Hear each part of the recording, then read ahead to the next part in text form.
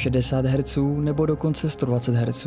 Dva pojmy, které mohou být matoucí při výběru televize, ale i jakéhokoliv zařízení, které obsahuje displej. Přitom mají zásadní vliv na plynulost obrazu. Jaký je mezi nimi skutečný rozdíl a v čem spočívá jejich smysl? Pojďme si to jednoduše vysvětlit. Jednotka hertz u televizí označuje obnovovací frekvenci, tedy kolikrát za vteřinu se obrazovka překreslí. Jakýkoliv obraz je totiž na televizi složen z několika po sobě jdoucích snímků, které se střídají v určité rychlosti. Například 60 Hz znamená, že se obraz překreslí 60krát za vteřinu. Čím vyšší frekvence je, tím plynulejší pohyb tedy lidské oko vnímá. S obnovovací frekvencí souvisí i elektrická síť. V Evropě máme frekvenci 50 Hz, zatímco například v Americe je to 60 Hz. Na tom byly historicky postavené i televizní normy. U nás v Evropě PAL 50 Hz a v Americe NTSC 60 Hz. Proto se u televizí často uvádí 50/60 Hz. Neznamená to, že panel má dvě různé frekvence, ale že dokáže pracovat s oběma podle zdroje obrazu. Když sleduješ evropské vysílání, televize běží na 50 Hz. Pokud ale připojíš herní konzoli nebo pustíš film z Ameriky, přepne se na 60 Hz. Oba jsou to televizní vysílací standardy, které vznikly v éře analogové televize. Dnes už ale většinou nemají praktický vliv, protože digitální vysílání a moderní televize umí oba. Dnešní televize jsou univerzální a obě frekvence zvládají, ale pokud výrobce uvádí 100 nebo 120 Hz, znamená to, že panel skutečně dokáže překreslovat obraz dvakrát častěji a tím dosáhnout ještě plynulejšího pohybu. To ocení především lidé na herních konzolích, nebo ti, kteří sledují hodně sportu.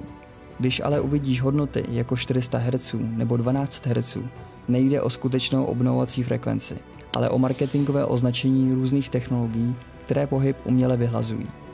Zajímavé je, že filmy bývají točené jen ve 24 snímcích za vteřinu, což je mnohem méně i pro 50 Hz panel. Televize proto musí snímky upravit na svou obnovovací frekvenci.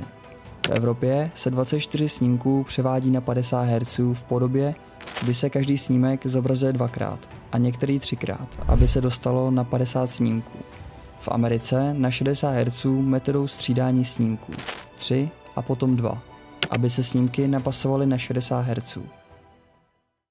U sportovních přenosů je situace jiná. Většina je totiž točena v 50 nebo 60 snímcích za vteřinu. Takže televize se 120 Hz může každý snímek zdvojit nebo doplnit mezi snímky a vytvořit tak znatelně plynulejší pohyb. Hlavní rozdíl mezi 60 a 120 Hz tedy spočívá v plynulosti obrazu. 60 Hz je ideální pro běžné filmy, seriály nebo televizní vysílání, kdy většina videomateriálu má nízkou frekvenci snímků.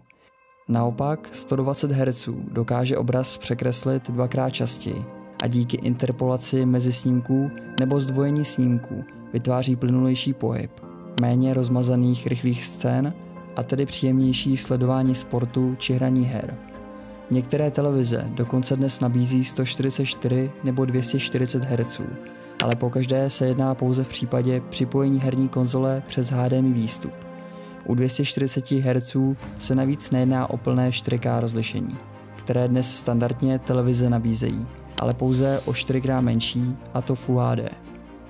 Tyto vyšší čísla jsou výsledkem tzv. Akcelerátorů pohybu, které používají různé technologie. Cílem je vytvořit dojem ještě plynulejšího pohybu, i když zdrojový obsah tolik snímků nemá. Tady máš ještě ve zkratce jednoduché porovnání. Pokud ti tohle video pomohlo, budu rád, pokud začneš tento kanál odebírat. A klidně se dole v komentářích na cokoliv zeptej. Díky za sledování.